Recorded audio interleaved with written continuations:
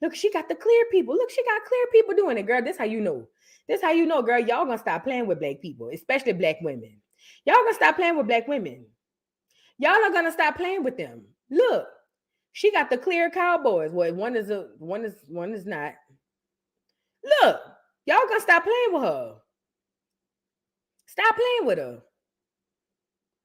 And you know what? Like I said, I don't care about the song, to be honest, to be completely honest. But I did want to stream it just to make the clears mad. Yes, I did. Yes, I did.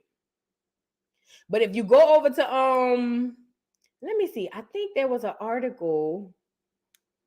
One second. Hold on. I want to see if there's an article. I know Twitter has it, but I want to see if there was an article talking about this. I thought I saw one. And let me say this to the shade room. To the shade room, I don't know if y'all know this, but the neighborhood talk is taking over, y'all. So the shade room, y'all feel like y'all all mighty and high. Now they say the lady who owned it be down there at the Pottery House, bitch. I don't know if that's true. They say y'all fucks with TD, take that. But let me tell y'all something, shade room. Tread light, bitch, because the neighborhood talk about to take over. I get all my tea. I used to go to the shade room. Now I get all my tea from the neighborhood talk. What's up? Y'all better tread light over there with that ugly ass shit playing with take that. You know what I'm saying? But anyway, look. Chart data says Billboard Hot 100. This was 6 hours ago. Number 2, new Texas Hold'em by Beyonce. And then 5 hours ago, it said Beyonce earns the highest debuting single of her career on Hot 100 with Texas Hold'em nearly 27 years after she first debuted. So they said this the highest rating songs of all of them that she done had. Hold on. And then Essence had posters that says Beyonce scores her highest 100 debut album or debut ever with Texas Hold'em 27 years into her career. Let me say this. I hope that a lot of the black girls, I know they got a lot of black people in country music, and these girls are not being, recognized because they're not Beyonce. But I hope she kicked down the door for all the niggers and the Negroes to go down there and kick it down. This is bigger than Beyonce for me. This is bigger than Beyonce. Because I'm on the side where black people need to take back the shit that we made. We created this shit. I started this shit, nigga. You don't get to come tell me what I can and can't do when I started it. I created it. The fuck? We don't roll like that around here. So shout out to Beyonce. Beyonce done made number 2 as the last thing I heard. And then they say I heard she was number 1 though. All I know is it don't matter. Let me tell you what I know. This is what I know. Beyonce, I hope all the clears who's mad about that, I hope they are sick. I hope they are evil. Do you hear me? I hope them bitches is evil. Do you hear me? Oh, yeah. I hope they hear Texas Hold'em just as much as Mrs. Chelsea here. Wop. Shout out to K. Michelle. She was the first, was the first. Shout out to K. Michelle, at least the first mainstream girl. I hope K. Michelle, now's your time, bitch. You need to start putting your shit out, girl. Now is the time. Now is the time for you to run your ass down there and put your shit out that we ain't never heard about. It was already out, but we ain't here. Now is the time, bitch. Carry your little bitty ass over there and put your shit down. While Beyonce hot. This is what you got to do. While Beyonce is hot, bitch, drop your shit. Re-drop that bitch. I don't give a fuck if you done dropped it 6 years ago. Re-drop that bitch, because not everybody looking at it. You know what I'm saying? Listen, I should have been a doggone talent manager or something like that, because these hoes don't know what to do, girl. Drop your shit, King. Please and thank you. Now let's go get the lady, the woman of the hour, girl. This is why we are here. Let's go get Risa Tisa. Now, I didn't follow her, but let me go in on. This lady got 1.3 million followers, girl. Now, if you guys are unfamiliar with Miss Risa Tisa, you know what I'm saying? Miss Risa M. Tisa, she took social media, well, TikTok really, by storm by coming up with this doggone TikTok thing she got going on. So basically what happened was Risa M. Tisa met a man, right? And they fell in love, and I blame the what do you call it? I blame the cartoons. You know why? You know why I blame the cartoons? Because y'all got people believing, the cartoons got people believing that You could fall in love with somebody like on some old bullshit like the horse and carriage shit with Cinderella and all of that. Girl, that shit ain't real. Do you understand what I'm saying? So Risa, I'm sorry. Risa was looking for love. She was looking for love, po fat. She was wooking Panub. Yes, she was. Risa was wooking Panub in all the wrong places. And she decided to go and find this man who found her, matched her on both Facebook dating and on one of the other ones. But let me say this. When they expose who the boy is, y'all know, we all don't know. But when a panorama happened, before I had a man, I used to be on that Facebook dating too, bitch. I was bored. You know what I'm saying? I just wanted to see what was going on, you know. Met me a few clear men, a whole bunch of people, you know, met a few people, or whatever the case may be. But either way, she met this man who swooped her off her feet by buying her attire, bitch. That's all it took. But shout out to Miss Risa. And all of a sudden, next thing you know, 30 days later, she was pregnant. 40 days later, she was married. 50 days later, the baby was gone. 60 days later, they was buying the house. 61 days later, the house never existed. Girl, bitch, let's go get the Cliff Notes. Let's go get the Cliff Notes because we need to discuss this, girl. This is a big deal. This is a big deal. Let's go get the Cliff Notes, and I'm going to make this bigger. Hold on. Mind you, see, that's why I keep telling y'all, fucking with them pastors, go ahead on now. The pastor told her he wanted to help her, you know, and counsel her, bitch. The pastor be fucking around too. How he gonna counsel somebody? Now, here are the Cliff Notes to what was going on. Chris Vincent, stand by. I'm telling you what's going on. This lady, let me set it up a little better. So this lady, Risa Tisa, she's from Georgia. Let me set it up better. My bad, y'all. Let me set it up better. So this is a lady from Georgia, Atlanta to be exact. And basically, she, during the panorama, right before the panorama, was doing online dating, and she met a man. Now, this man seemed to be the perfect gentleman. She was on the way to meet him. She said right on the way to meet him, her tire blew out. She called him. They were supposed to meet at the Cheesecake Factory, but it turns out, you know, her tire blew out. So he came in, bought her a fresh tire. They went to the Cheesecake Factory, talked for hours and hours. You know, bitches love hours and hours. Anyways, and a long story short, a few days later, they were talking. Panorama happened. The world shuts down. Georgia did too. So they was like, well, who house we gonna quarantine that?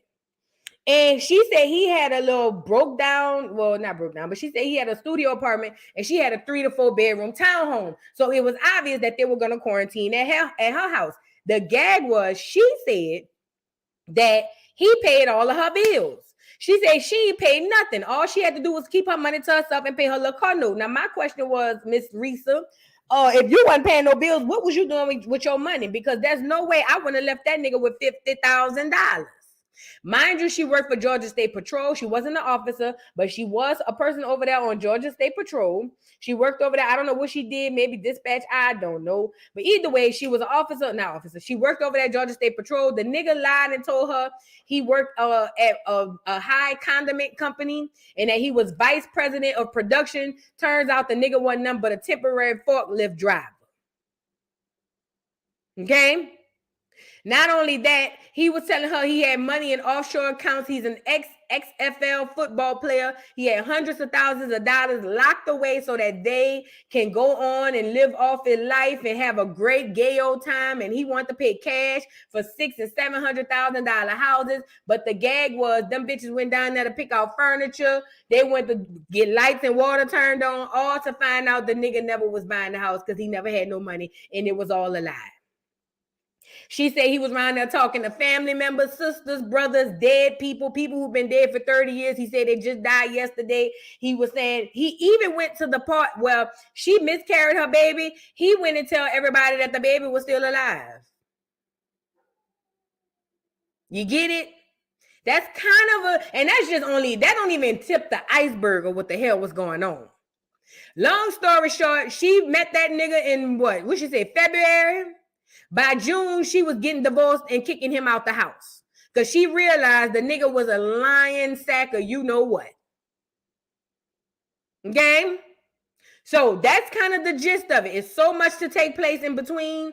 Let's just go to the intro, then we're going to go to the cliff notes. Let's go to the intro. I think the intro will help you guys understand what the hell going on. The intro, as you can see, got 9.7 million views. It's called Who the F Did I Marry? Check it out. Hi, and welcome. We all know why you're here. You're here for part of the new series that I'm calling Who the Fuck Did I Marry? Mm-hmm. I'm going to create this playlist series, and I'm going to tell the story of how I met, dated, married, and divorced a real pathological liar. This is my introduction / disclaimer video. First and foremost, I'm going to be truthful, even if it makes me look bad. I'm going to be honest, but I'm also not going to be disrespectful to anyone that was involved. I'm not going to use people's real names because I don't have their permission to do so, and the sister does not want any sort of litigation. I will tell you off the top, I have a sense of humor and I have sarcasm. So things that you see me laughing at, none of this is funny. But in order to get through it, I have to laugh. If I cry, I cry. I'm human. I'm a woman. This was traumatic.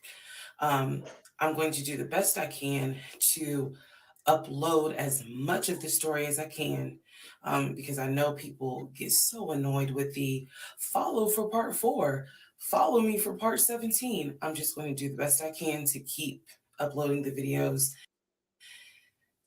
each at a time. I'm going to go in order from the time we All right, we don't really need to catch all that. She's telling you how she's going to start. She's going to go in order. Let's go get the first one. Like, listen, this lady has 52 videos, 52 10-minute videos, okay? I called Miss Parker this morning, didn't I? She called me talking about something else. Miss Parker, am I lying? I called you. She talking about, girl, you heard about this? I said, girl, we got more pressing news to go on. Have you seen Who the F Did I Marry? She said, no. I showed it to her, told her to go look. Miss Parker said she been on that shit all day. She only on, what you on, slide number 25? It's 52. If you got TikTok, please. She on 27. All right, Miss Parker, she on 27. Listen, the shit get crazier and crazier every single slide. Do you hear me? Every single slide. If you think the nigga did something crazy the first slide, go to the next one. It gets worse. You know what I'm saying? It is a mess. It is a bunch of bull. And I'm not going to lie. Before we get into it, this is what I was thinking. I got to be honest. Like I said, if y'all want to go Real Talk with Yanni, she have it on her channel. That's why I first saw it. So y'all please go support over at Real Talk with Yanni. She has it all compartmentalized if you don't have YouTube. I mean, if you don't have TikTok. She got it all like boom, boom, boom. Now, I think the doggone, I think her video is like an hour and something. You got to have time to sit down and listen to this shit. I'm telling you now, if you don't have time to sit down and listen, I told you I had to transfer the whole the whole house. Bitch, I had that shit going slide after slide after slide. Okay? Now, the one thing I noticed is the lady talked about a lot of people, but she never mentioned, and me and Miss Parker were talking about this earlier, she don't have not one friend. She talked about her mama, her auntie. She talked about all these different people, but I never heard her say my friend. Well, she did say the friend that came and bring her to the hospital or whatever, but she wasn't giving the friend that tea, so that ain't a real friend. You know what I'm saying?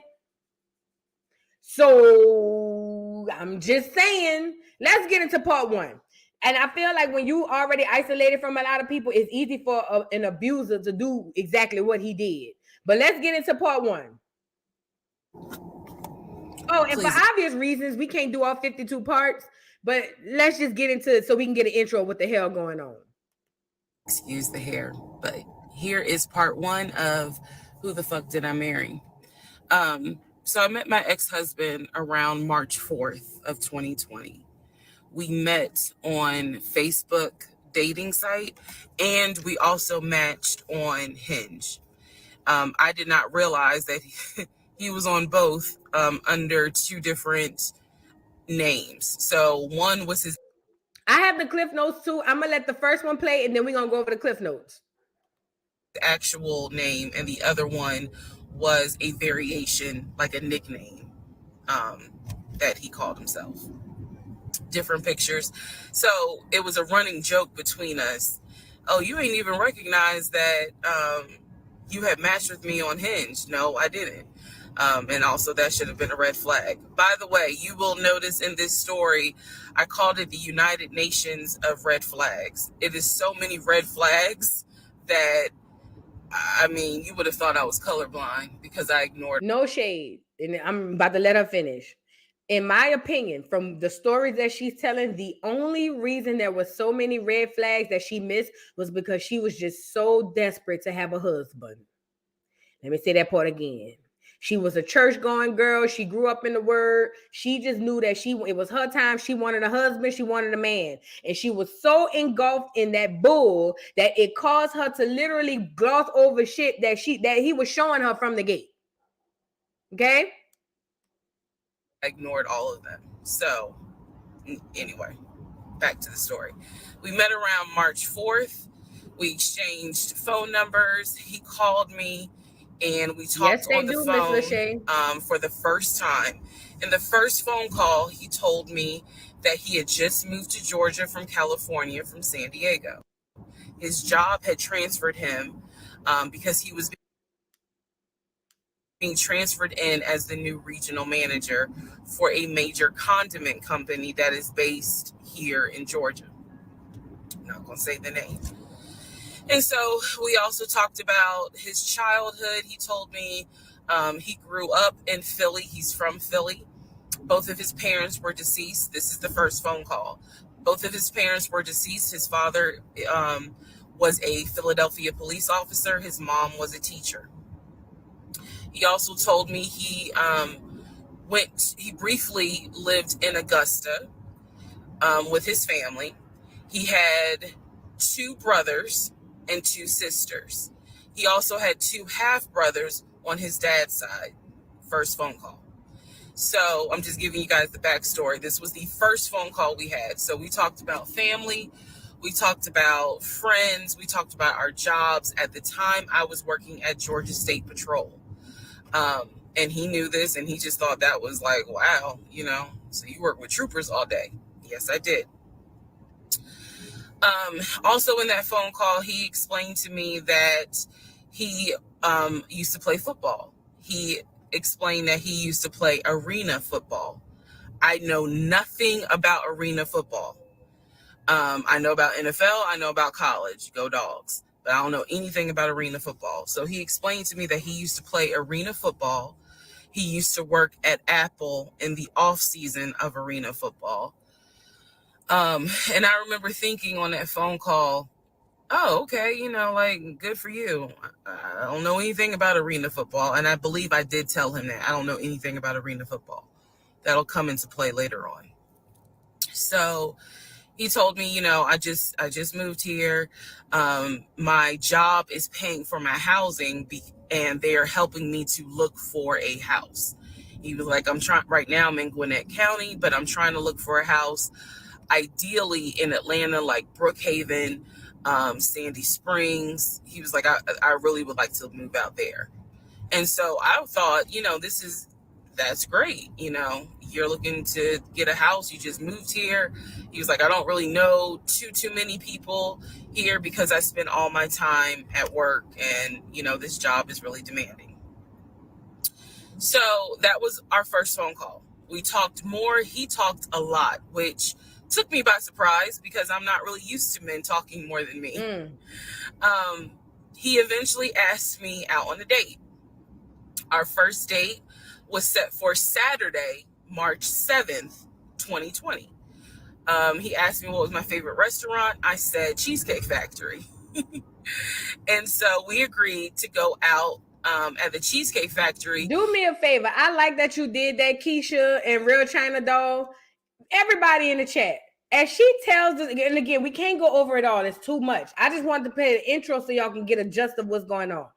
as she tells the stories, if ever you see a red flag or red, please put something red in the chat. Because I'll tell you this. Number one, he talked more than me. Red flag. Number two, he just moved out here and he played arena football. Nigga, what the hell? Like, it's so many red flags we see. You know what I'm saying? And then she's over there talking about, oh, he looking to do this, he looking to do that. Why are you looking to do that when I meet you, nigga? Nigga said Cheesecake Factory red flag. Shit, I love me some Cheesecake Factory. I scroll through that menu. That fucking menu about as thick as a Bible. Do you hear me? I scroll through that bitch to find that regular pasta that I'm going to get anyway, bitch. I'm going to go through the whole thing though and act like I'm getting a whole bunch of shit. I'm either going to get that pasta or that steak. That's it. But I'm going to go through the whole menu and act like I'm going to get something else. I love me some Cheesecake Factory, child. You know what I'm saying? But whenever y'all see a red flag, just put them in the chat for me.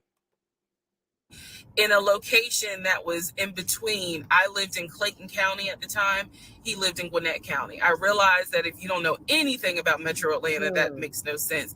But basically, we lived about 45 minutes apart. So we agreed to meet at the Cheesecake Factory over at Perimeter Mall, which is in an area, Sandy Springs, Dunwoody area. I was excited. Like, I called my friends and was red flag. If he live in Gwinnett and you live in Clayton County, that's down there by Riverdale and all of that. You had to drive further than he did to get to the, oh, hell no, red flag for me, bitch. I want to meet somewhere neutral. If I got to drive further than you, that's a red flag, bitch. I got to drive further than you to get to the, no, we better pick another cheesecake, bitch. No, ma'am. Red flag. You live all the way south of Atlanta. He lived north of Atlanta, but Dunwoody and all of that ain't that far from him. You got to come all the way through the city, through the traffic, past the airport and all that shit, go east, west, whatever the case, to get on 400 and all that, bitch, for you to go get some Cheesecake Factory, bitch. No wonder your tire blew out. No wonder your tire blew out, because I would have blew out too, bitch. You out of pocket.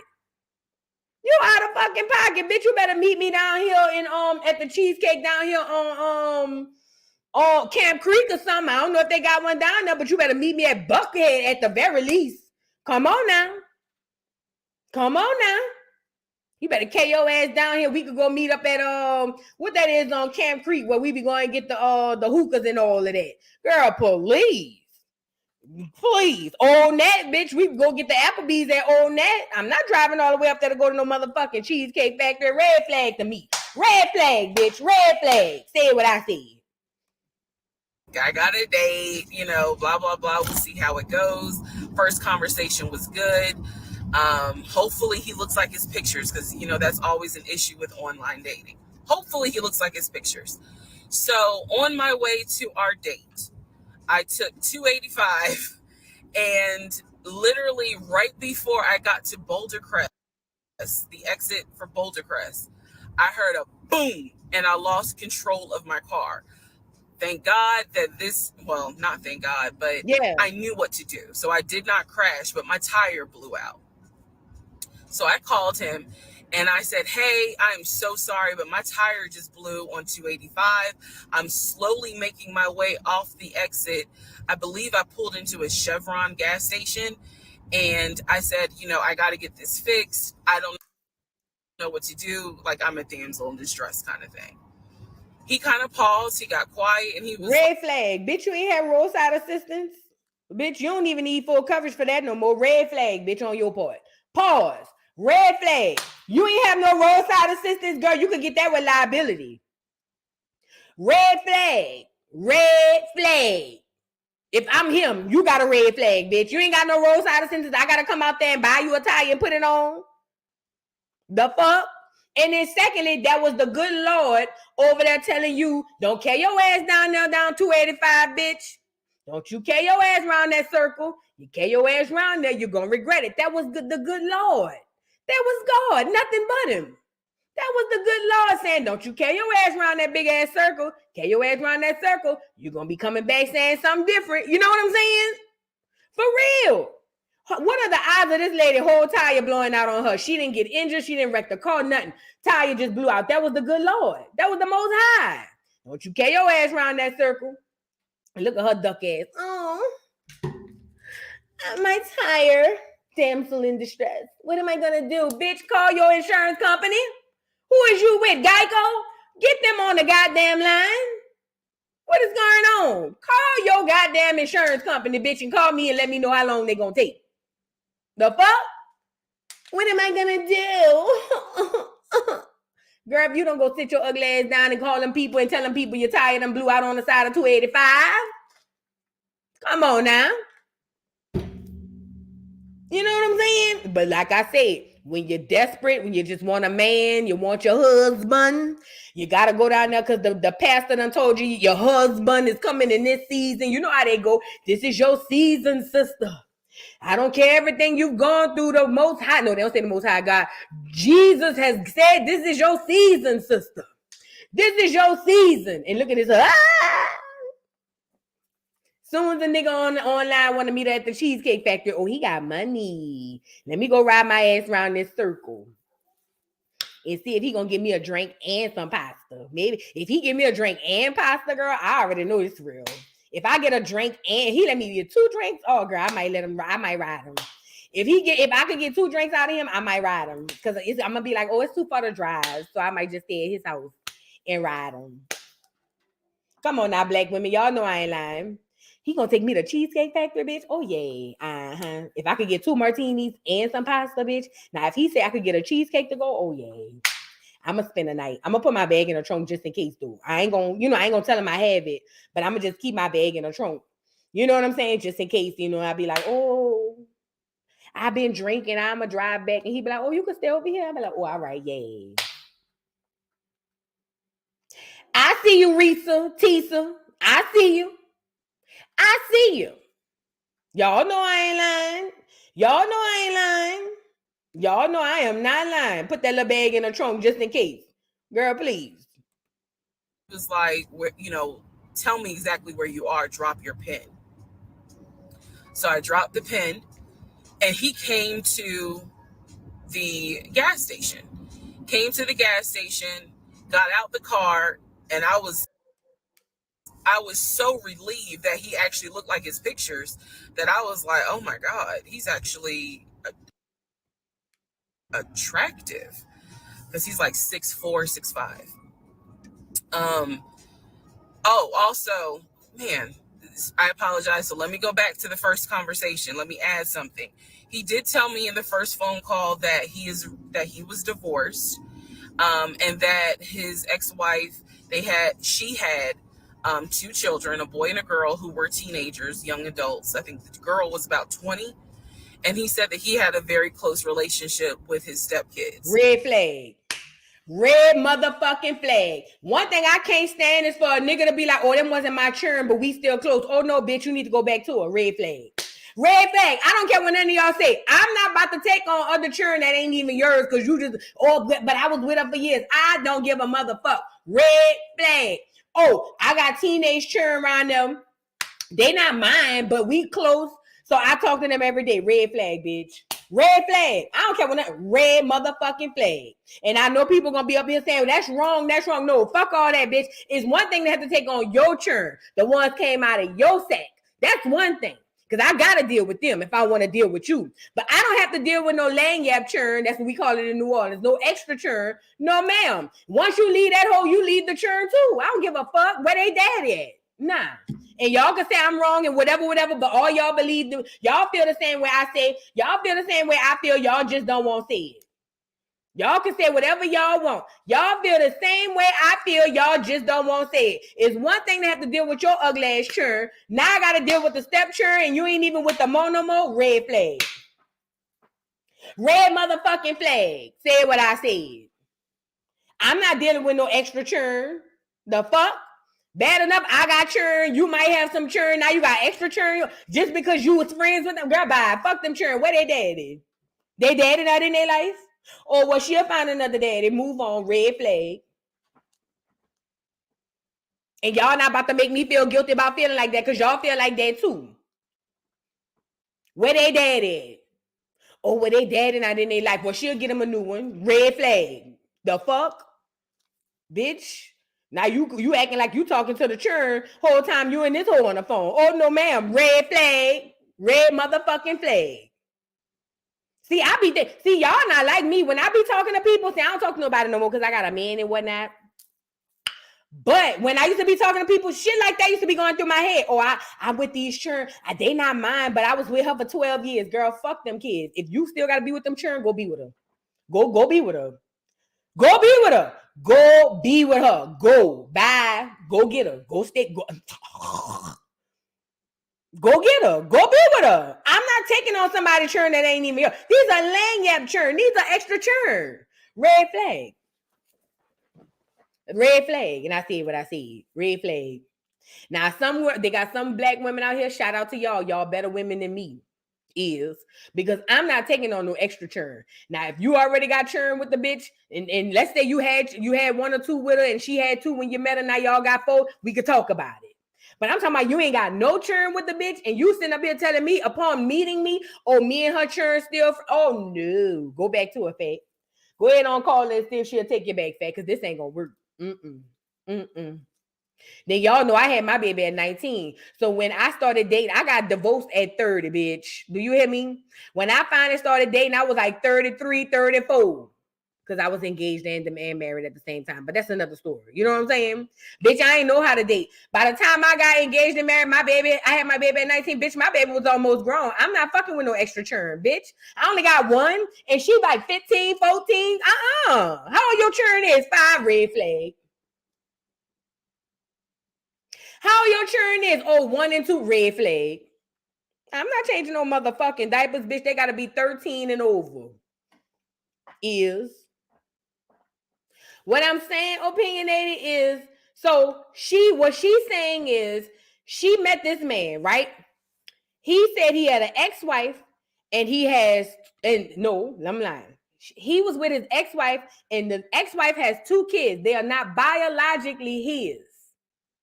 They are not biologically his. So what I'm saying is a red flag is because he's telling her, well, me and them talk every day. We still have a close relationship. Red flag. The fuck you talking to them for? Where they daddy at? Yeah. And it sound bad, but I don't care. I said what I said. Where is they Paul? Oh, well, the Paul don't really do nothing. Well, she'll find a new daddy. Why is you come? Don't bring them over here. Now we got extra churn coming over for Christmas. They ain't even the churn out your stack. Oh no, red flag. No, red flag. Red flag. Girl, I met a dude one time. He had dated this older white woman. He married her, I'm sorry. But he had her churn on his insurance. And she kept calling him about shit for the insurance. I said, you need to get her off of there. What about the kids? What about them before you met her? The fuck? Cut the ties. The fuck? Give a fuck. Don't come over here with that ugly ass shit. Now, if that was yours, then I have to get it how I live. That ain't your churn. The fuck? Hell no. Let them go find their daddy. Let's get back into it. I just wanted to say that was a red flag for me. It might not be for everybody, but it was a red flag for me, y'all. I'm sorry. Hell yeah, Miss V. She'll get him a new daddy. Like she found you, she'll find him a new one. Sure would. Sure would. Sure would. Don't bring that ugly ass shit over here. My child almost grown. Why would I look like with you? Oh, my step children. How old they is? 5 and 6. Oh no, baby. Go ahead on, get back with her. Tell her you're ready to go. Come on home. Go ahead on, tell her you're ready to come on home because I can't do that. Matter of fact, I don't even want your children to be 5 and 6, let alone hers. The fuck? But that he and his ex-wife had divorced because she cheated on him out in California. And so coming to Georgia. Red flag. Let me tell you why. Most men do not divorce women because they cheat, because most men don't catch their women cheating. Red flag. Red flag. Was a new beginning for him. She was still out in California. The kids were still out in California. And so, you know, he was like, I can't stand her, but I still want to be in the kids' lives. I have to put that in. Red flag. Red flag. You know, one thing a nigga gonna do is nigga. Ain't no nigga on this face of this earth, even the churn that he had. He is not about to fuck with the mama, fuck with the churn if he can't stand their mama. Red flag. Or I can't stand her. She cheated on me, but I still deal with the kids. Red motherfucking flag. I know niggas. If I don't know nobody else, I know niggas. And niggas gon' nigga. And I ain't never known a nigga in the history of niggerdom to sit down and still fuck with them children after they mama did some fucked up shit. Red flag. That in there because that will come back later.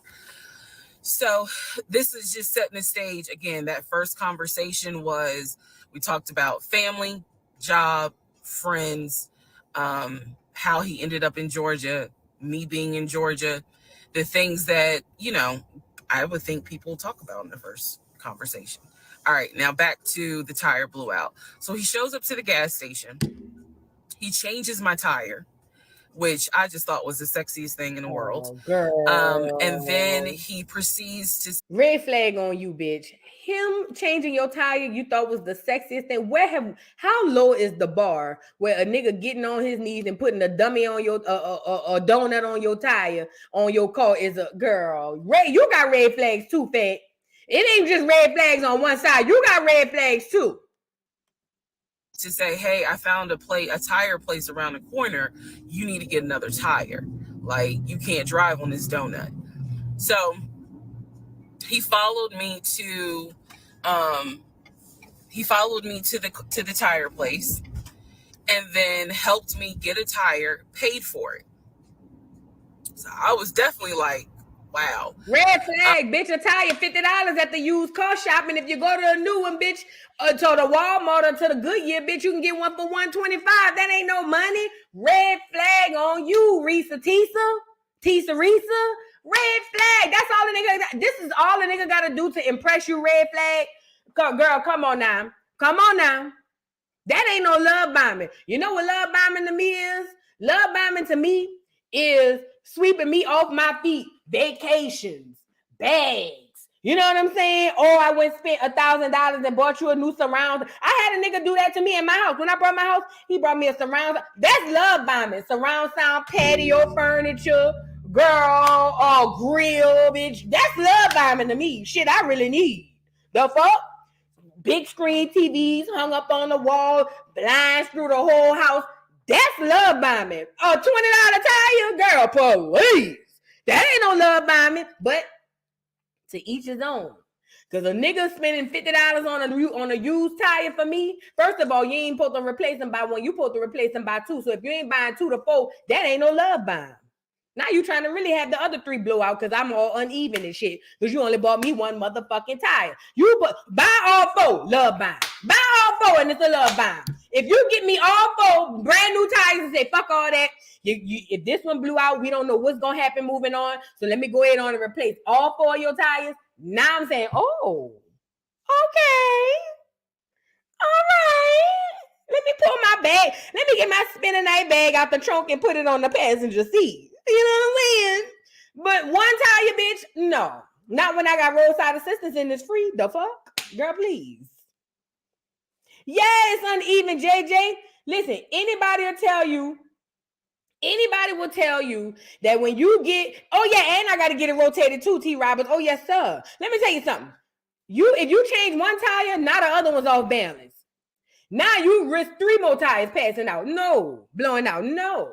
You want to love by me? Get me 4 new tires. Get them bitches rotated. Get me a front wheel alignment. See, this is love bombing to me. Get me up here. This is what love bombing to me is. You know, it scared me that when you came up here, one of your tires, blew out. That could have been dangerous. And I'm like, oh my God, I know. I didn't realize how much that was. Well, don't worry about it. Listen what I'm going to do. Take your car around here to Goodyear. Just drop your car off. What I'm gonna do? Just drop your car off. I got you. I'm gonna come pick you up. We're gonna go do lunch. Woo, and then we're gonna come back and your car gonna be ready. I come back. What all you did? Oh yeah, we replaced all 4 new tires, front wheel alignment. We also did a rotation. After we rotated the tires, then we turned around and we took it on a test drive. And we put these tires, they got the thread. See this thread right here? This thread comes straight from Africa. This is a different type of thread. These tires, $400 a piece. You know what I'm saying? And we replaced your hubcaps. Not only did we replace your hubcaps, we went on and washed the car. After we washed the car, we put some air freshener on the inside. We wiped down the console, and we even filled up the tank. That's how you love by me. A tire, bitch, please. Nigga, I could get my own tire. No, fuck that. Yeah, spark plugs. Fuck it. Change the brakes too. Fuck it, Sasha. Fuck it, Sass. Fuck it. You were so scared that my tire blew out. You said I want a whole workup. That's me. That's me. You were so afraid that you were gonna lose me. You want to love by me? I'm gonna show you how to love by me. You were so afraid that you were gonna lose me all the way down 285 and I didn't have this to do, that you decided to give me a full workup. I'm talking about brakes, oil change, tune up, bitch. We ain't even need that, but fuck it, run it back. You know what I'm saying? That's how you love by me, a tire, bitch.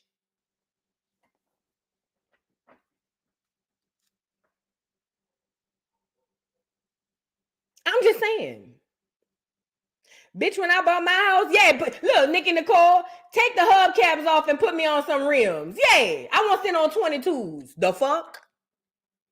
Let me tell y'all something. When I bought my house, I bought this house, they had the blinds on the front. I ain't know they didn't have no blinds on the back. And all at the basement and the third floor. I didn't know that. They just had the ones on the front. So I was like, oh Lord, let me go to I'm on the phone. I'm like, Lord, let me go to Lowe's or Home Depot and see how much blinds cost. Mind you, I got the blinds that don't have no string on them. Bitch, you gotta lift them bitches up and them bitches stay. You know, it's almost like some type of magical type shit. Girl, tell me why because the dude helped me pick out the house. You know what he said? He said, you know what? He said, let me know how much they cost. My duck ass. I'm over at the Lowe's. Yeah, I want to look for what size? I got the size. Girl, I came home one day I was on my way home from work. He said, you home yet? I said, no. He said, well, I'm already at your house waiting on you. For what? I just wanted to surprise you right quick. All right, cool. Bitch, came up here. Not only did that motherfucker have all blinds throughout the house. Do you hear me? That motherfucker bought patio furniture, had the surround sound going, and the nigga had the grill going on the patio. Stop back. Now that, I say, ooh. Mind you, one pair of blinds for one single window was $35 a pop. Okay? That's how you love buying me. Don't do that ugly ass shit one tire. Girl, red flag on you, fat. Red flag on you, fat.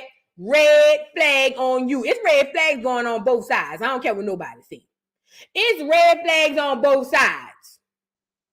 Hell yeah, them blinds cost. Cause look, quiet as it's kept solo. When I went and got the doggone price, I was thinking, well, shit, I might just get the ones on the in the living room first. Look, quiet as it's kept. I was saying I'm gonna just get the living room ones first, and then when I get paid in 2 weeks, I'm gonna get my bedroom ones. It sit on the back, so it don't really matter. And then. The fuck? I was over here trying to divide this shit up. The fuck? You talking about love blinding. Girl, that's a love blind for me. Blinds ain't cheap. Patio furniture, grill. Girl had the grill going. Shish kebabs, bitch. Oh, yeah. I'm ready to go in on and risk it all. Yeah. Uh-huh. Right. And look, abundance. I got 1, 2, 3, 4 big windows just on this level. Mind you, my house 3 levels. I got 4 big windows on this level. Not include the single ones. Girl, bye, please.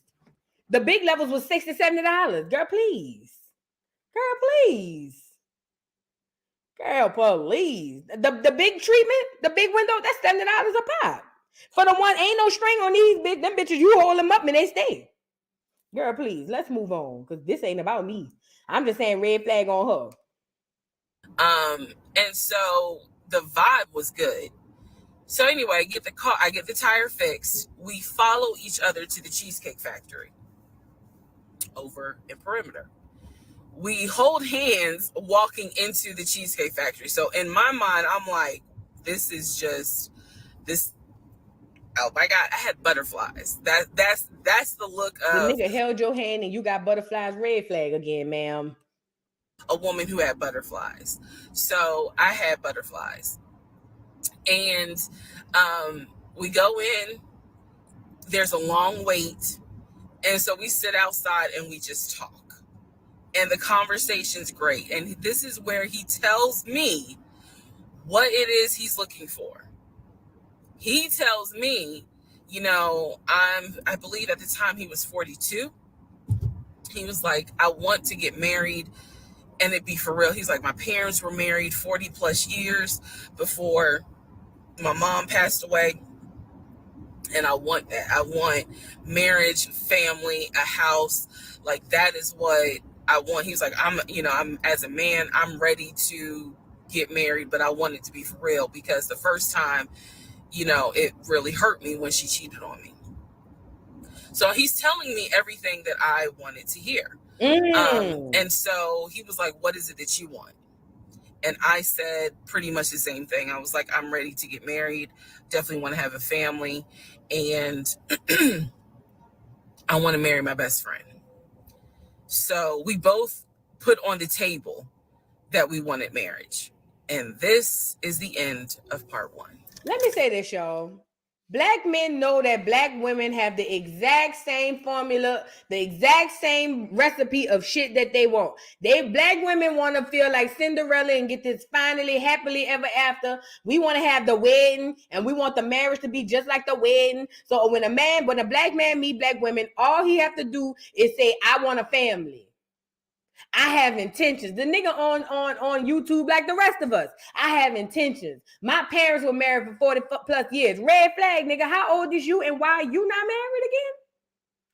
If you know the importance of marriage so much, why is we in our 40s and you still ain't married? Red motherfucking flag. But again, they know how to trap us. It's easy. I'm telling you, if I was a man, I have 12 baby mamas too. I don't care. Because it's easy. It don't cost nothing. Listen, she said he held her hand, and she said she felt butterflies. Because the nigga held your hand. A nigga ain't never held your hand before. Come on now. Oh, he held my hand. I was just like, ooh. How low is the bar set again?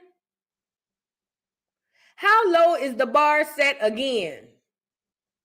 Now, this is not to drag the lady, but I'm just asking a real serious question. How low is the bar set again? Now, let's go over these clip notes, because we can't go through them all now. Now, if y'all want them, we'll talk about it in a second. So it says November, decided on marriage. This is the cliff notes. Some of the cliff notes. So what was going on? Let me see if I can go find the rest of them, because somebody had posted them, but they say somebody had took them down. Who the F did I marry? Somebody had posted the cliff notes. Let me go see if I could get them.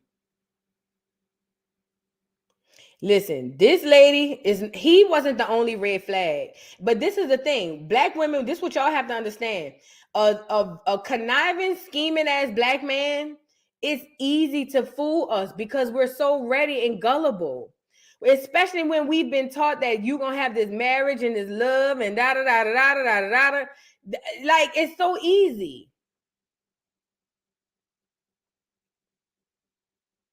It's so easy because it's like it's written in a book. All black women want the same thing. We all want the same thing. I'll just share it over here. It says November decided on marriage counseling. The pastor November decided on marriage counseling. The pastor told her flat out, had you come to me before marrying him, I would have told you don't do it because something ain't right. Listen, her and him went to marriage counseling about a few weeks after they got married. And the pastor straight up told her, girl, if you came to me before this, I would have never told y'all to get married. Like, red flag. The pastor told her that. He said, so the ex-stepkids he was close to, the girl got COVID and passed away. And the mom, ex-wife, wanted to know if they could help with $2K. And the wife agreed because she don't pay about people passing. Let me tell you something. So this how conniving this nigga is. This nigga told this girl out the blue, random, out the blue, hey, my ex-wife, the kids he said he was close to, she called me and found out one of her kids passed away from COVID and she need $2,000. Do you think, because mind you, at this time they have a joint account. Do you mind if we take $2,000 out to help the girl? And look at the girl. I don't play about passing. So I was like, yeah, whatever I can do to help. Oh, girl, please. Girl, please.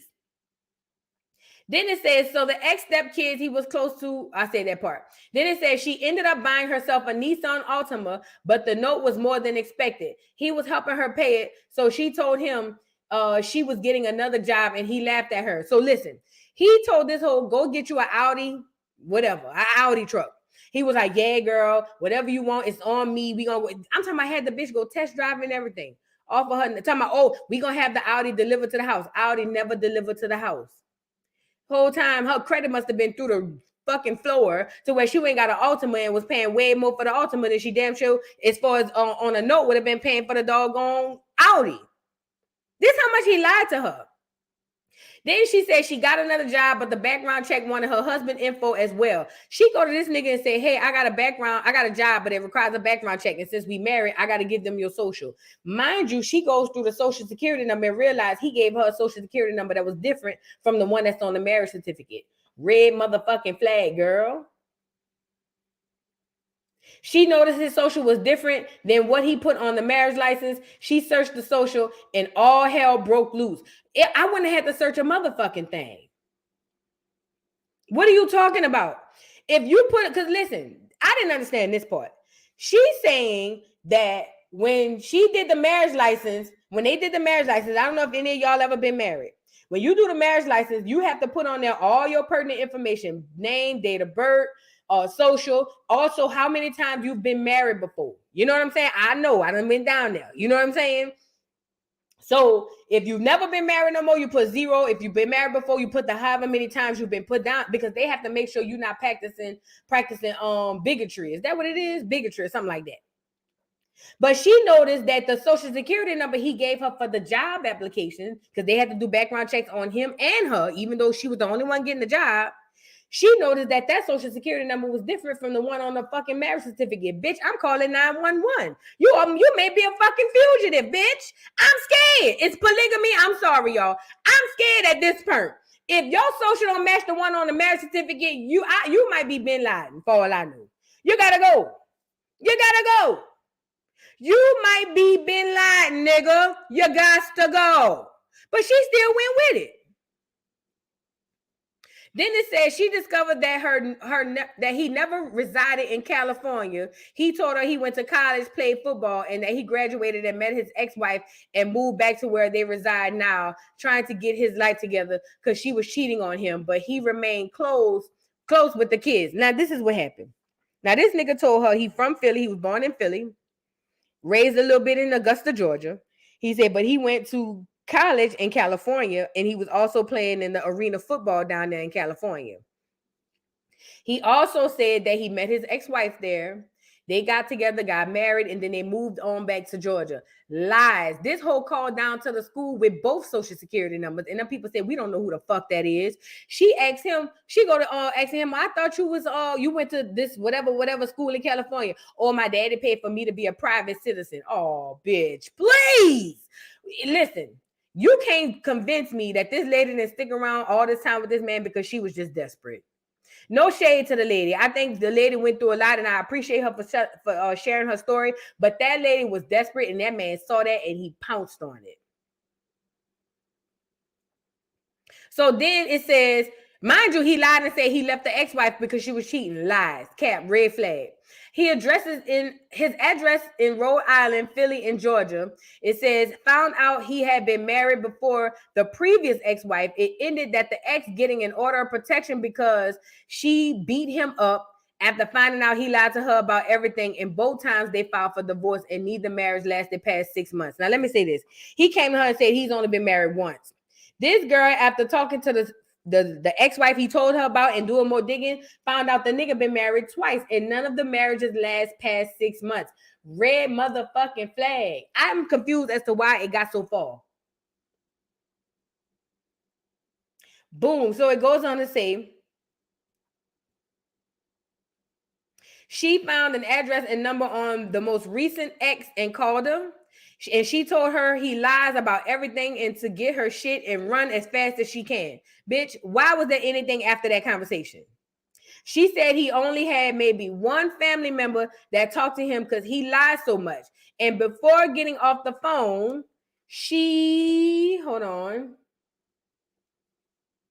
asked about the girl, her daughter that passed from COVID. She said her daughter was fine. Now, mind you, this boy lied to her and told her his ex-wife's daughter, the one he was close to, has passed.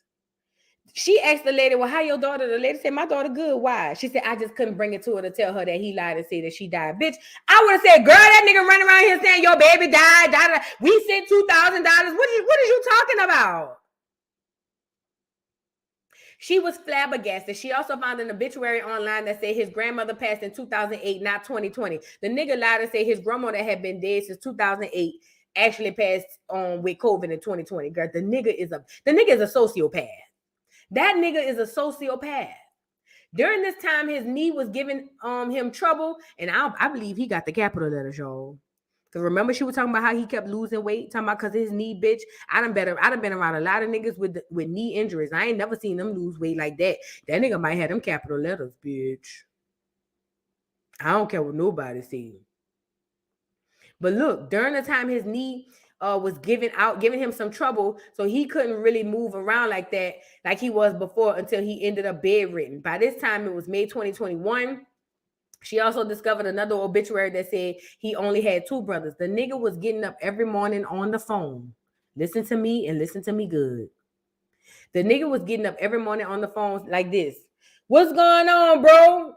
Oh, nothing. Oh, my wife said, hey. Oh, hey. Oh, babe, my brother said, what's going on? Oh, tell him I said I'm good. All right, yeah, man, what's going on? You talked to grandma? Yeah, I talked to grandma. Yeah, that's crazy, bro. You know, I talked to the other day. The nigga is a sociopath. That nigga brain needs to be extracted and studied. Do you hear me? Because mind you, she found out he was prostituting. Well, he was sleeping with prostitutes. It wouldn't surprise me if he had the capital letters, bitch. Please. It says she also discovered another obituary that he only had 2 brothers. He lied and said he had 5, 6 brothers. Girl, he only had 2. A twin and another one who ready to find him and whip his ass. She ended up calling the college. He said he attended and they had no record of him. She was done. Now, this is in May. She ended up comforting him on his birthday, or confronting, him. Why do y'all put comforted? She ended up comforting him on his birthday, June 17, 2021, and asked him, did he go to college? He said he did. His eyes tried to get upset. His eyes tried to get upset. Whatever. But she told him she knew he was lying about everything. She knew about college. She knew about everything and told him get up out her house before she killed him. Let me say this, girl. You met that nigga in March of 2020. We are now in June of 2021. Now is the final straw. Go lay down, Risa Tisa. Everybody, the girl told you me and the other girl wasn't married but 6 months. You lasted over a year. What is going on? So then it says he ended up calling an aunt and she told him, I'll give you money to go home to Philly. Just leave her house. So he left. He was so lazy that he laid in the room using the Powerade bottles to use the restroom. So the nigga was saying he couldn't get up to go to the bathroom. She said the nigga was losing weight so much. She said she'll go in there and check on him. She said she met him wearing a 3X, and in about a couple of weeks, the nigga was wearing a extra large. Bitch, if that ain't the capital letters, I'm scared. And not to mention, he was drinking nothing but Powerade and pissing in the bottles and leaving it in the car. Leaving it in the room. Girl, please. So he left. He was just so lazy that he laid in the room using the Powerade bottles to use the restroom. She said she was disgusted but didn't care. She wanted him gone. Changed her locks and alarm. And one of his cousins found her number and called her to ask what happened between them, because she claimed he caught her cheating with a police officer and the police threatened to S him or to pow him if he didn't leave. But the cousin said he lied so much they didn't believe him. They hadn't talked to him in over 7 to 8 years, some even longer, because he burned his bridges with everyone. Found out he only had 2 brothers, and the oldest he claimed he talked to every day, they was lying. Let me tell y'all something.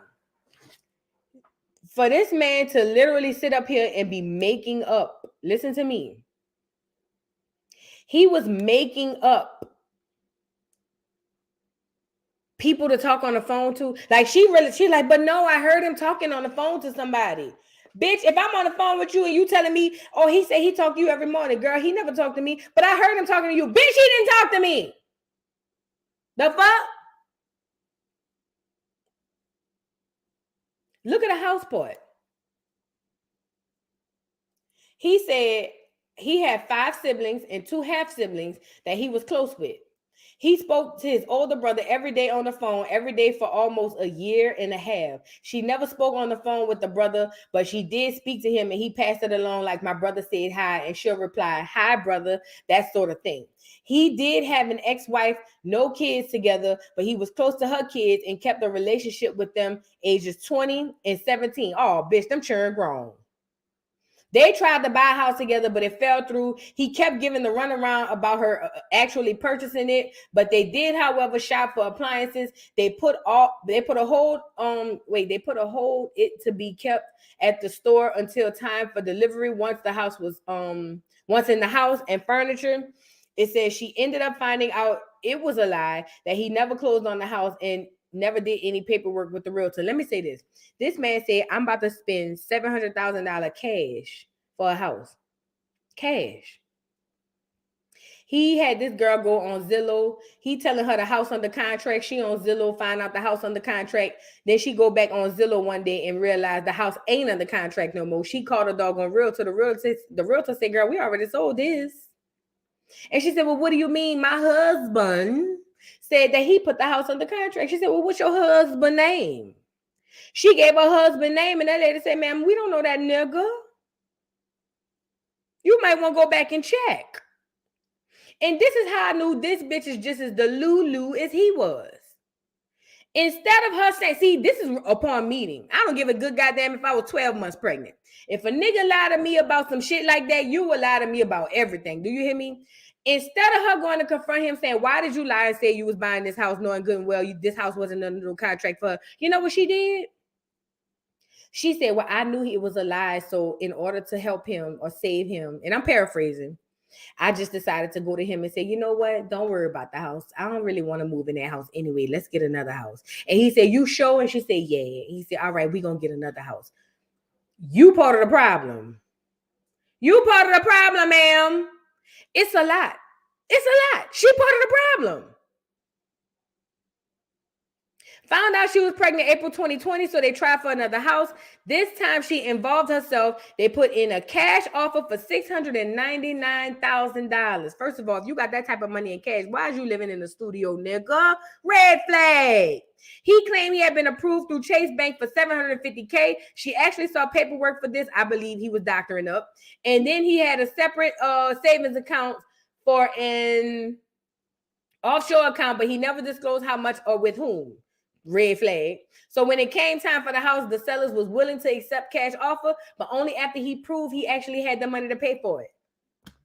Girl, it took the other realtor to be like, girl, look, because he over there telling the realtor, yeah, I want to put cash down on this house, but I need to make sure the people gonna sell it to me. The people said, I'm not giving you a saying a motherfucking thing till you prove you got the money. Shout out to the realtor who came and said, well, girl, look, them people not about to agree to shit till they make sure he can prove he got this money. It says she was upset, confused, and because he said that he had the money and bills were always paid and they never lacked anything. So she didn't understand the issue. I don't believe that. That nigga was, I don't believe he was working a temporary job and was able to I don't believe that. I believe she lied about him paying all the bills. I don't believe that. I don't believe that, y'all. I don't believe that. So then it goes on to say, around this time, she also found out he was talking to women on Facebook Messenger, where he found her at. So she was starting to question herself. Fast forward to July 2020, she had a miscarriage. He wasn't there to support her, and a friend from work was the one there for her. Mind you, the people called from, because this is during the panorama, everybody couldn't stay up there.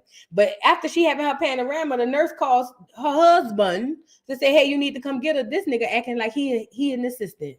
He's acting as if he's his own assistant, saying, oh, I'm going to have him call you when he get out of a meeting. Bitch, please. Her friend had to take her down there to the hospital to get the DNC done. Listen, see, a lot of people ain't going to cover it like this because it's a lot of, but I'm going to say what I got to say. She's part of the problem. She have a lot of problems too. It ain't just him. Both of them is crazy. Both of them. He wasn't there to support her and her friend from work was the one there for her. He claimed he had business meetings he couldn't miss. He said he was a VP of a condiment company. Bitch, what you mean? You can't miss your meeting. Bitch, your wife is in the hospital. Then it says, fast forward, his grandma passes away, and he was sad. Things started changing. By now, she was kind of over the relationship because nothing had changed. And every time they were to do something, they could never do, or they never could or did, because he was always has an excuse. He took her to test drive cars because he was buying a company car and convinced her to get one, said he'll pay for it, and didn't. That's when she wanted the Audi. Convinced her to buy an Audi A8. Said it'll be delivered and had her take off of work. The nigga called her and said, take off of work. The people gonna have a call outside at 12 o'clock. Then it says it never came. He had so many excuses as to why, but he left for work every day, same time, came home, same time, 6 a.m. to 3 to 4 p.m. He also ended up losing a couple more family members. By the end of the year, he proposed in December. They were married the next month in January. Found out he was cheating 3 days later with a prostitute since November. Bitch, you can't make this shit up. She was pregnant. She found out she was pregnant at the top of the year. She miscarried in July. The nigga had told her to pick out an Audi. He gonna pay for it. Didn't pay for it. Told her, take off work. Wait for the car to come on to the house. Take off work. It's gonna be there. Matter of fact, can you take off today? Yeah. All right. The people say it's gonna be there about 1 o'clock. 1 o'clock. 2 o'clock. 3 o'clock. 4 o'clock passed. She ain't even asking, well, what the fuck the car at? She ain't say nothing. She just said, at this time, I'm used to it. Oh, girl, please. Then, July, you have the DNC. He ain't even there for you. I'm sorry, December, y'all get engaged. Y'all get married. No, December, y'all get engaged. After you lost the baby, he wasn't there for you. You still got engaged to this man in December. January, you got married to the nigga. 2 weeks later, you down there by TD Jakes and them trying to get counseling. Girl, go lay down, ma'am. He would have lost me at the house. Ain't no nigga about to get me so excited to it. We out here picking out furniture and appliances and da-da-da-da-da-da-da-da-da. Mind you, let me finish this thought. Ain't nobody gonna have me picking out shit thinking we about to move and then it's all a lie. But mind you, you got married in December. No, engaged in December, married in January, but found out he had been cheating with prostitutes. Oh, yes. Found the text messages talking about how much for a hand job, how much for this, how much for that. Like I say, I appreciate that lady for telling us her truth. But, ma'am, you just as crazy as he is. Excuse me. You just as crazy as he is. Look, deciding on marriage counseling that November. And the pastor told her flat out, if you had come to me before marrying him, I would have told you don't do it because something ain't right. Girl, go lay down. I'm going to get on 1 or 2. Listen, do me a favor. For everybody on here, do me a favor. If you are interested in this story, put a 1 in the chat. If you are not interested and we can move on, put a 2 in the chat. I'm trying to get a consensus to see if we're going to continue, because we can go over it. We can, as time goes by. As time goes by, if put a 1 in the chat, if you want to go over it, put a 2 in the chat if it really don't matter and you're ready to move on. Mind you, those are the cliff notes. She's got way more stuff in the chamber.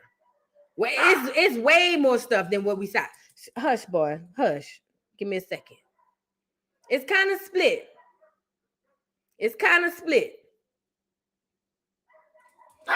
Hush, Saint. It's kind of split. So we'll figure it out. I'm going to play one more slide. Just a little bit of one more slide. And then we're going to move around because this is a lot. I wish he had labeled them better. Hold on. I wish he labeled them better so we can know what each slide is. Hold on. I'm gonna just look for the ones with all of the most Number one.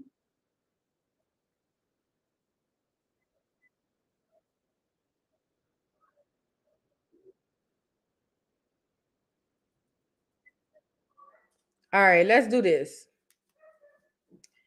We're just gonna share just a bit of this. We're not gonna do it all, just a bit, and then I'm gonna let y'all go because I don't want to hold y'all up too long. We're just gonna share a little bit. Mind you, she used to do audio diaries. She would go. This is how she knew something was wrong. She knew something in the milk was not clean, so much so that she started audio diaries. And in the audio diary, she would be saying, "This don't make no sense.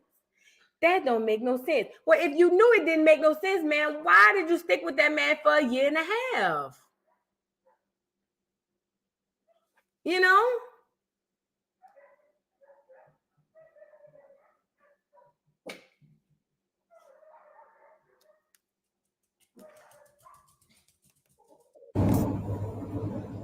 Okay, part 5. Who the fuck did I marry? So I'm questioning all this stuff in my head out loud on my audio diaries. And then once again, I'm like, but look at what he's giving you. Like, he's paying. It wasn't a question about money. It was just a question of, are we really about to move into this house?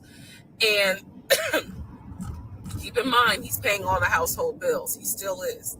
So we were supposed to close before Memorial Day. We didn't. There was an excuse. There was always an excuse with him. Always an excuse. And I didn't know enough about the process to question stuff because I really wasn't involved the way I should have been. And it was giving me a lot of anxiety. So I'm pregnant with a lot of anxiety. And if I'm gonna be 100% honest with y'all, I was not expecting that I was probably going to have a healthy pregnancy because I was stressed.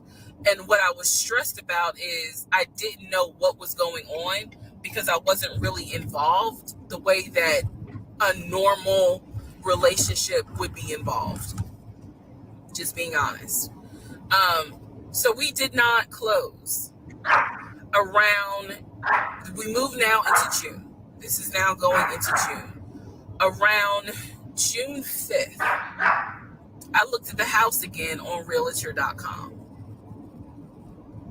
I don't know what made me do it other than, and I don't mean to sound super spiritual. I know that people are like, you may or may not believe in God, but I'm telling you, I believe with all my heart, probably the Holy Spirit was like, look at that house on realtor.com. So I looked at the house on realtor.com. This was around June 5th. It showed that the house was off the market. And I remember being like, okay, wait, what does that mean? What does that mean? Because ex-husband is telling me we're about to close on the house. We're about to close. It's our house. We got furniture, he's also telling me that he's been in contact with the realtor, his friend, who was telling him, this is what was happening next. Here's what's going on. So the guy that we initially worked with apparently is completely out of the picture. But again, I was not heavily involved. So I'm just like, let me look at the house. I see it's off market. What the fuck does off market mean? Like, now I'm really freaking out. So it shows Let me say where I take a lot of issue. I don't know if you guys know this. Well, y'all probably don't know this. I bought my house in 2020. I had a realtor at the time that I bought my house. And the realtor, to me, I felt like she was just stupid. She didn't know what the fuck she was doing. So you know what I did? I took the Google. You know what I'm saying? I learned. Now, don't get me wrong. I went to real estate school years and years ago. I don't remember everything about it, but I did go years and years ago. But I took to Google to figure out terms, to figure out this, that, and the third. And I was able to buy my house really, really, probably with a better deal that I got, you know what I'm saying, than with the doggone, the realtor. Why is this important?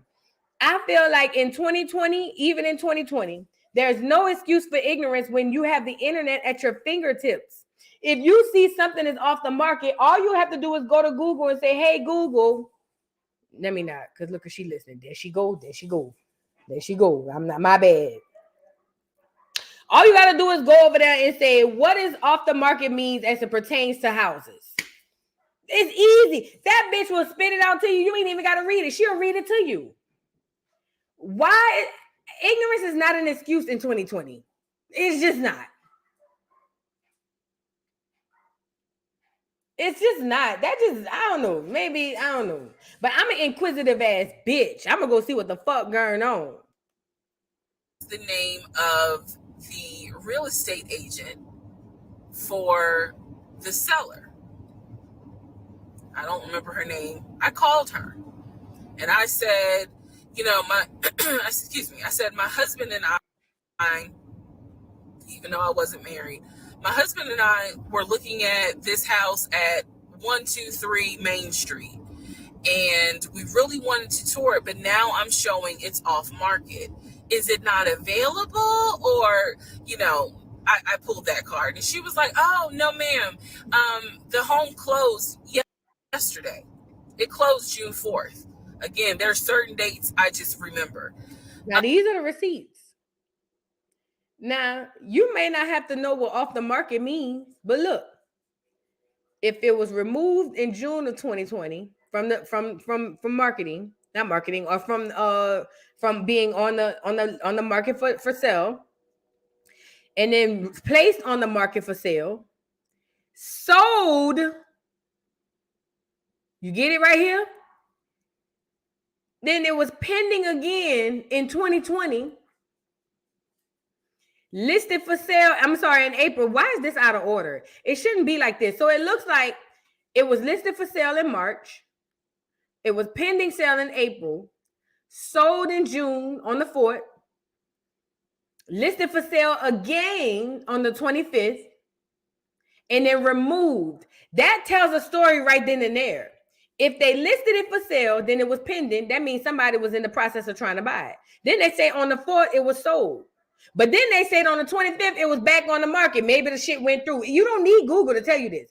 Maybe between the 4th of June and the 25th, something happened to where instead of it being sold, they put it back on the market. Easy. And then on the 25th, it was removed again. Oh, what does off the market mean? Context clues, ma'am. Context clues. Context clues. Context clues. And I said, oh, it closed June 4th? I was like, really? And she said, yes, ma'am. She was like, my sellers sold the house. And I was like, oh, man, okay. Well, I said, my husband and I really wanted, you know, we love the pictures of it. And we're getting ready to start a family. So I would have loved to have been able to, have the opportunity to see it. I asked her something. I don't remember the specific question I asked her. And I know why I asked the question, because I was anticipating that my boyfriend at the time was going to have some sort of excuse. So I asked her something about the buyers. And I remember, and somehow, again, forgive me, I don't remember the question I asked her. But the answer was that it was an older white couple. So I get off the phone with her. I record an audio diary. And in the audio diary, I specifically say, okay, there is no house. He's going to have to get out of this lie somehow. Because now I realize, at the very least, he was lying about him being the one who was under contract. I knew enough about that. So I was like, what, how was he going to get out of this? Again, I've listened to the audio diary in 2024. I literally said in that audio diary, how is he going to get out of this lie? And I was trying to think of ways on how he's going to do it.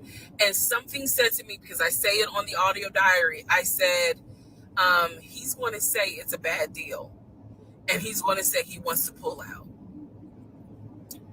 Y'all keep in mind, I am pregnant. So I had a decision to make. As ugly as this decision was, I made the decision, you're about to have a baby with this man. He's paying all the household bills. Let him get out of the lie. Bullshit. Bullshit. How that little white boy be saying, how that little clear boy be saying, a bullshit. A bullshit. A bullshit. See, this is the difference. Some women think in a sense of, I need to protect. And then they got some women who think in the need of, bitch, it's about me and what I want. Because there's no motherfucking way possible. Do you hear me? If this man had me believing we was about to move in the house to start a family, I got a baby to worry about. I know the nigga lying. There's nothing in me that's gonna say let him lie. You a motherfucking lie. Because if you lying about this, bitch, you can't take care of my motherfucking child. You cannot take care of my child. You, matter of fact, I don't even trust you, nigga. Look, watch her, listen. But again, I'm not putting it all on her because the nigga is a master manipulator. But see, he knows how to choose his prey. Just like a lion know how to choose his prey. He don't go after the elephants. He leave them alone. He don't go after the old lions. He go get them churned because it's easier to get. It's the same way with some black men and black women. Now, this girl has convinced herself, I know he lying. I know he full of shit, but let's just let him get away with it. Oh, I know you motherfucking lying to me. And that's what I did. I purposely made the decision that I knew he was going to come back and I knew he was going to give me some bullshit on why he couldn't buy the house because he didn't know that I knew that house is already sold. The house is already sold. And this is the part where I said, I'm going to be honest, even though it's going to make me look bad. Because most women in their right mind would have been like, I'm out. Yeah. And I didn't. So, sure enough, he came home. He didn't really say anything that day. The next day I asked him about the house.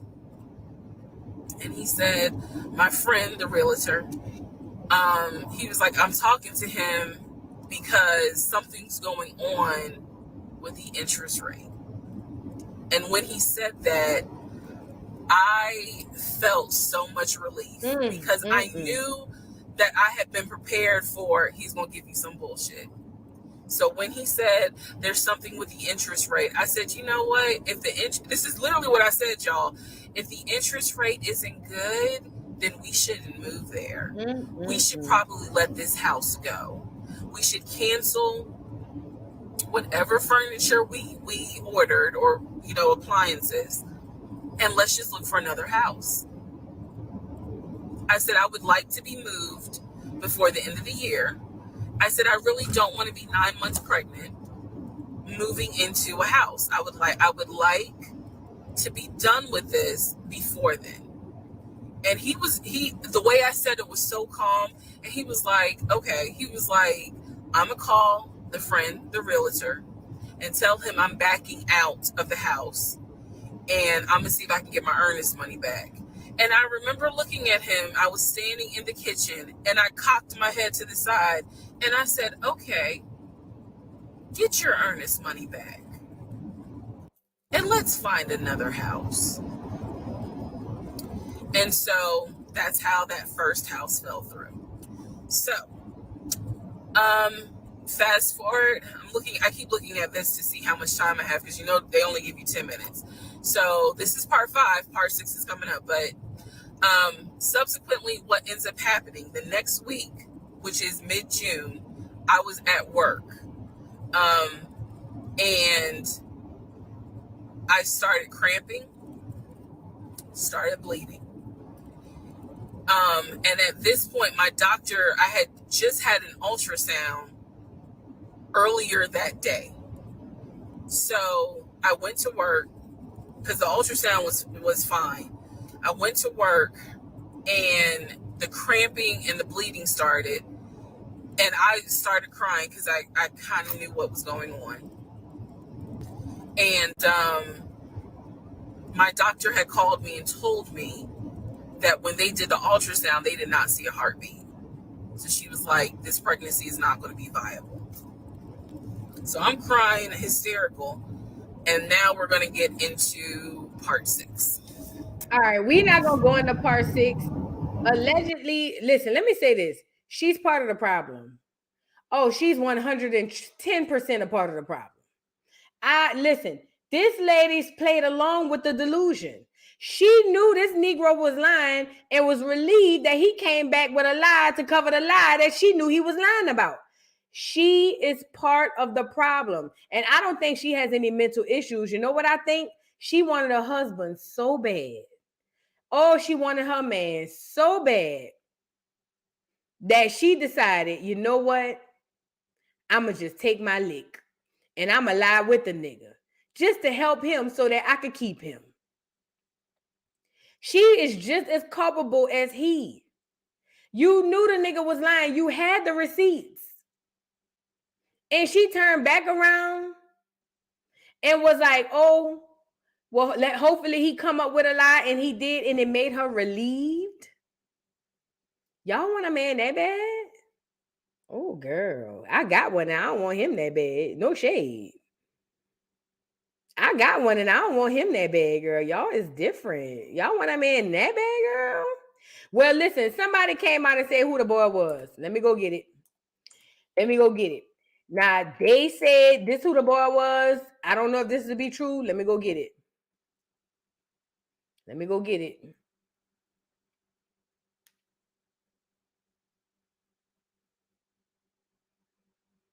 Everybody's talking about this. This is a trending thing on social media. Let me go get it. I just seen it earlier. Apparently, it's some dude. Some girl said she stayed up all night to find this nigga. And I believe her. Let me go get her. Is this her? No, that's not her. A lot of people are making videos. It's a lot. Hold on. I'm going to go get it. This girl has a casting. Oh, y'all, look at this girl who said she want to cast the show. And I ain't going to hold y'all up, but look at this girl who said she wanted to cast the show. This is the girl, her casting of this doggone movie. Look. She's gorgeous. She's funny. She knows what's up. Hold on. Let me back it up. Legion, I want none. Who did I marry? By Risa T's on TikTok. I put together an incredible cast, and I want to hear your thoughts. Starting with Risa herself, I want the Raven Goodwin. She's plus size. She's gorgeous. She's funny. She knows when something's up. For Legion, I want Nonso. You need a football build. You need big, dark, handsome, conniving. You need Nonso. Risa's mama, I want Loretta Devine. She's all of our mothers. Risa's auntie, who kind of told her to deal with her marriage. For the car dealership salesman, Leo Gonzalez. Give me Leo. I think he'd be so funny in this. For Scott, the inexperienced realtor who tried to sell them that first home, I want Miles Teller. Garrett Morris, please, for Willie, the security guard at Legion's job. For David, the executive assistant, Legion's brother from Philly, and Legion's friend Scott, all imaginary characters on the phone. It can't be anybody but Jussie Smollett. I want Jussie to play all 3 roles, please. The pastor and his wife for marital counseling. TD's rated X because a story has never swallowed us up like that. Lisa Ann Walter is the empathetic realtor who helped Risa realize there was something going on. Tasha Smith is Legion's ex-wife. Tyra Banks is Peaches. I need somebody unhinged. Deep Roy is Mr. Patel, the landlord. He played the Oompa Loompa. Legion's twin brother, who he's trying to be like.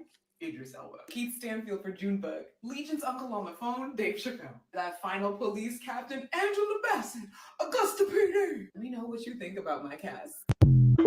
Mind you, it turns out that this fool was just trying to be like the twin brother that he has. He literally took on his twin brother's identity. Literally is what he did. And told it to her. You can't make this shit up. I don't give a damn. You can't make this shit up. You cannot make this shit up. I'm trying to see the girl who exposed him. Hold on. She on here. I want to show y'all the girl who exposed him. And this girl said she stood up, and this is the man. This is what the girl said. Now, this black woman could be a writer at this point. She could be a fire-ass writer who got us all fucked up. And if she is, kudos to that bitch. Because I would rather this be fake than real because this is ridiculous. This is ridiculous. Let me go get the lady. Who the fuck did I marry?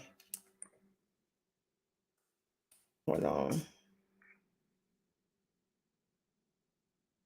I'm going to go get it for y'all because I want y'all to see this part. If you like it, on it.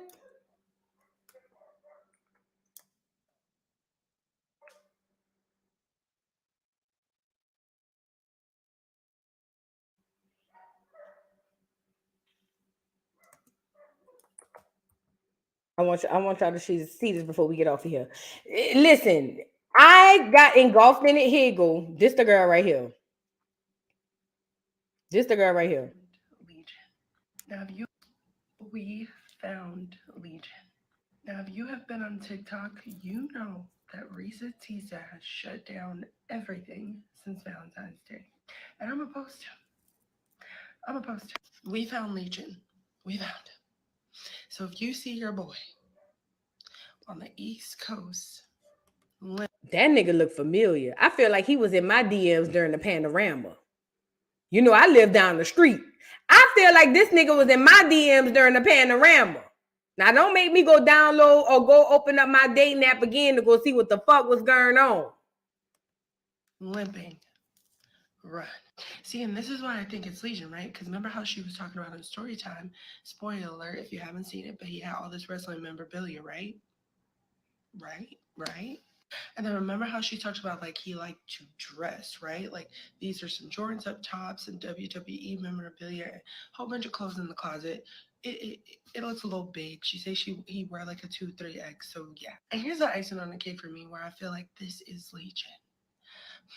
So quick. It's like boom, bam, pow. No breaks before you're back at it again. Is that not your boy? Is that not your boy? By my hair and these bags under my eyes, you know I've been knee deep in Storytime by Ressa Tessa. And I think I found your boy. I can sleep peacefully knowing that if anybody see this man, you better run, okay? Y'all see a man limping at 6'4" and 6'5", talking about they from San Diego. Run. I gotta go to sleep now. See y'all tomorrow. Love y'all. Bye. My girl look like she's high as a kite trying to get up here. Is this him? Is this Legion? But y'all managed to find him. How did y'all manage to find this man? Can you let me know? Like, y'all work harder than the FBI and the police combined. Like, it's wild. This him, y'all. That nigga look weird. But y'all managed to find him. How did y'all manage to find this man? I don't know, y'all. What y'all think? He's not even handsome, but you know, I don't like him handsome anyway.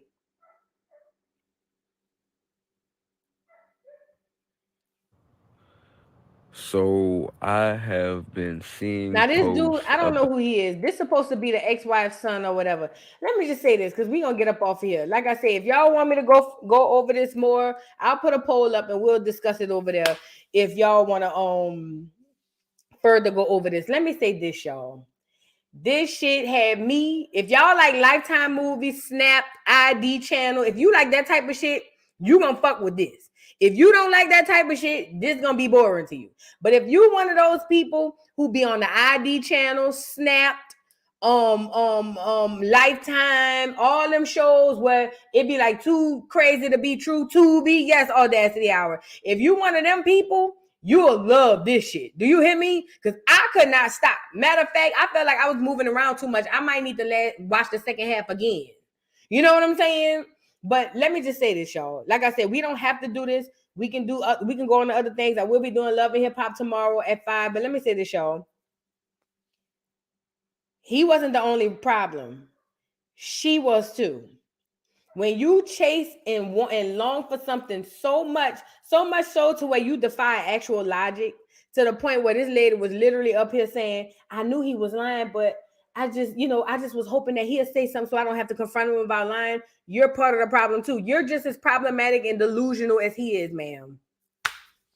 I'm just saying, if you like that type of shit, y'all don't pull up over there, pop out. I'm gonna put a poll up on the community tab. If not, we'll talk about it on my morning jokes. Are y'all familiar with the morning jokes? Let me show y'all the chat, the channel of my morning jokes. I'm about to put some purple hearts. This is my channel for the morning jokes. Voodoo Doll TV. Y'all see it coming up in your feed right now. Voodoo Doll TV Reacts. If you don't know about that channel, we'll just discuss it on the morning jokes if y'all don't want to over here. It don't matter. I'll put up a poll and we'll figure it out from there. But right here, Voodoo Doll TV Reacts. You see that? Let me make that bigger. That is my main channel. That is where I will be doing my morning jokes starting back again tomorrow. So, I know I seen them too, Shonda. I'm telling you, that nigga look familiar. But see, he wouldn't have got me. That nigga would have bought one tie. I was like, oh, that's cute. The fuck? Nigga, please. You know what I'm saying? But anyways, I usually start the morning jokes between 8:30. I want to say 8:15 and 8:30. That's when I start the morning jokes in the morning. 8:30 Eastern time. So if you on Central, you know what I'm saying? You sent me the first wife statement. All right, creative ambitions. We're going to talk about it. We're going to deal with it. Like I said, if y'all don't want to talk about it over here, we'll talk about it over there. It's fine, but I am invested. I'm sorry, y'all. I'm invested. I'm sorry. So if y'all don't want to talk about it over here, we can keep the mess going over here and we can go over there to the main channel and talk about it over there. Okay? Anyways, I appreciate everybody who pulled up over here, who fucked with the dog. Hold on real quick. Hold on. Oh, shout out to Big Lou from last night. He gave me a hefty cash app. Shout out to Big Lou. Also, shout out to the Real China Doll for the cash app. Shout out to Shamise for going live. Thank you so much. Shout out to Whitney for the for my kids. We love the intro. Thank you so much for the cash app. If you guys want to support the channel, I'm not monetized. Please hit the cash app. Right there. Hit that cash app. Also, shout out to Jaquetta for Love You Voodoo. Keep up the good work. Thank you so much for the cash app. Shout out to M. Whitehead for the cash app. For girl, I appreciate you so much. Oh, thank you so much. I appreciate you, M. Whitehead. Thank you to Mistress Monica for the cash app. For Got Swallowed Up. Love you, sis. Thank you so much. I appreciate you. And thank you to Mr. Deep Bottom. For showing me love during your commentary. Hey, Sean. You on here? Mr. Deep Bottom, is you on here? Mr. Deep Bottom, show your face.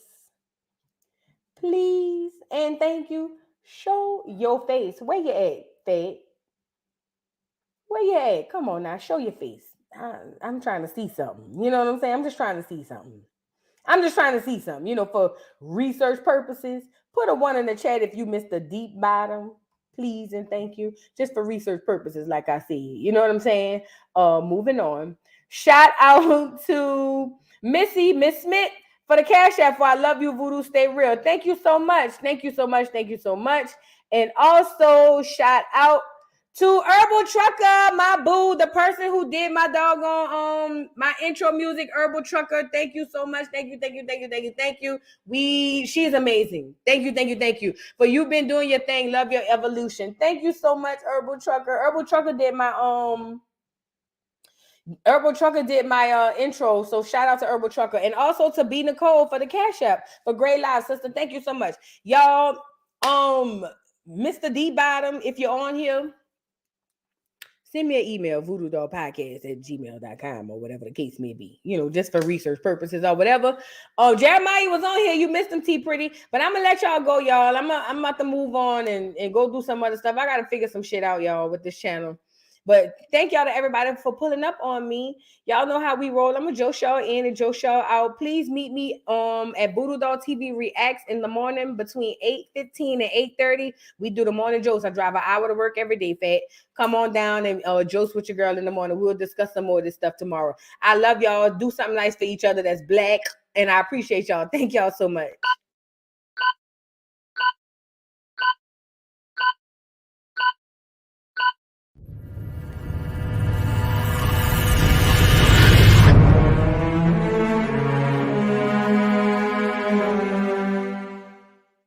Mic check 1 2 1 2. We live, baby. Come on. That's right. Okay. Can you hear me now? Oh, let's go. It's your boy Big Chew, the voice of the beat. You know what I won't blaze up. Come on, blaze up. It's the beat for me. Wow, wow, wow, wow, wow, wow, wow, wow, wow, wow, wow, wow, wow, wow, wow,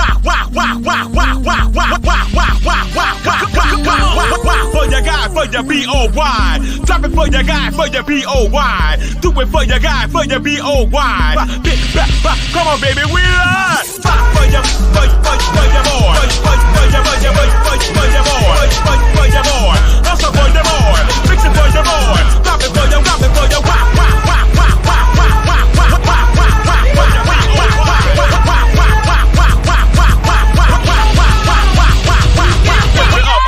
lift it up. Then it bust it open, lift it up. Yeah. Come on, lift it up. Then it bust it open for your B-O-Y. Then it, for your rockin' for your lift it up, baby. Mix it with your bust or not. Come on, blaze up. You know. Drop me a nasty beat.